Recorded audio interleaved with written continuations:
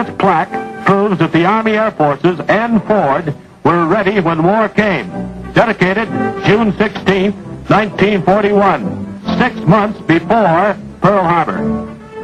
And this was Willow Run's product, a giant flying machine for which the plant was so carefully tooled that it could produce one every 55 minutes. This is the Army Air Force's Liberator Heavy Bomber, the ship that made headlines and was affectionately known among flyers as the Lib. This great aircraft is 110 feet from wingtip to wingtip and 67 feet 4 inches from nose to tail. Powered by 4 1,200 horsepower air-cooled engines, the Lib can carry 10 men, 4 tons of bombs, and 5,000 rounds of machine gun ammunition at better than 300 miles per hour at high altitude. The B-24, as it is officially designated, can fly 3,000 miles non-stop. It was believed impossible to build a bomber as big as the Liberator in an hour. In fact, in several hours. Even the conception of a plant such as this was viewed with considerable skepticism. But the people at Ford have vision as well as skill. They have always planned and worked on a broad scale, have always struck out on pioneering paths, and they're wise in the ways of mass production. Of course, this was something new in assembly, not just another relatively simple automobile with only 15,000 or so parts to be made and assembled. Each of these machines is made up of 1,225,000 parts, and each had to be perfect. And in these lines you see the evidence of another Ford-made miracle. The Willow Run bomber plant has furnished one of the miracle production stories of this war. It produced 8,685 bombers in a steady stream, relentless, unceasing, on time, as methodical as a great river fed by its tributaries. These ships are the product of experience. Constant changes, some dictated by service conditions, have given to the Army Air Force's bombers that fly farther, faster, and higher, with the result that the final marbles look far different than their older cousins. After the ship was built, Ford's job was not yet done, because each ship, each of the thousands made at Willow Run, had to be thoroughly tested by both ground and flight crews.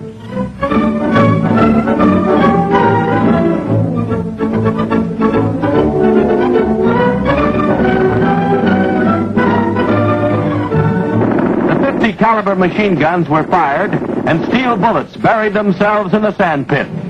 Engines were revved up to takeoff speed. In some, dummy bombs were loaded to test the racks. But in all the planes, hours and hours were spent in tests and checks by specially trained ground crews before functional tests aloft. From Flight Operations Center, 4-man test crews took over. These crews consisted of pilot, co-pilot, radio man, and flight engineer. A touch on the hydraulic button, and the bomb bay door opens to give access to the ship.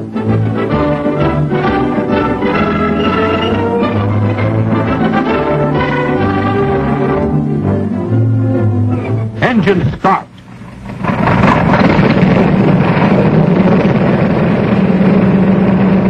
And she taxis out to the runway for her first flight.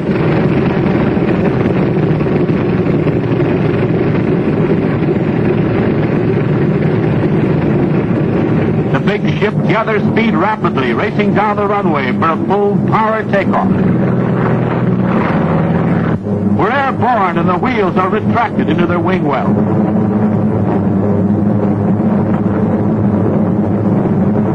In the air, the belly turret is lowered and tested.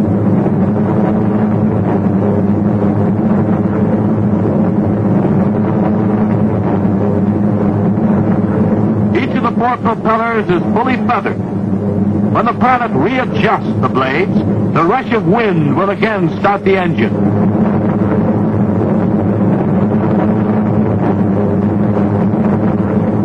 Bomb bay doors are open and closed. The flight engineer checks performance of the engines and equipment, including the inner communication system, after which the bomb bay doors are opened again, and the dummy bombs are away.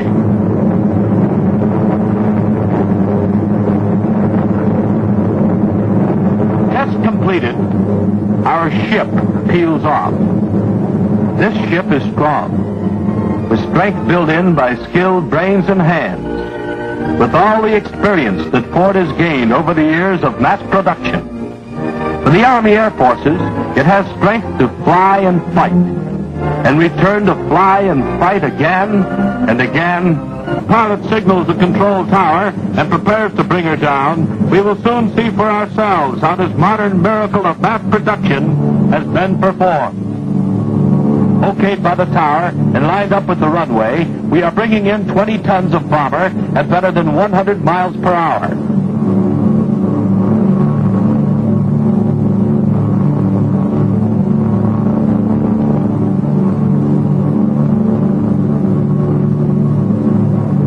We're down on solid concrete.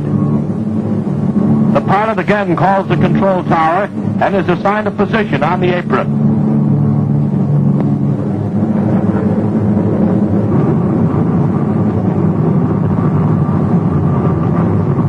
As we taxi to this berth, we pass just part of a day's production waiting to be tested by Ford pilots.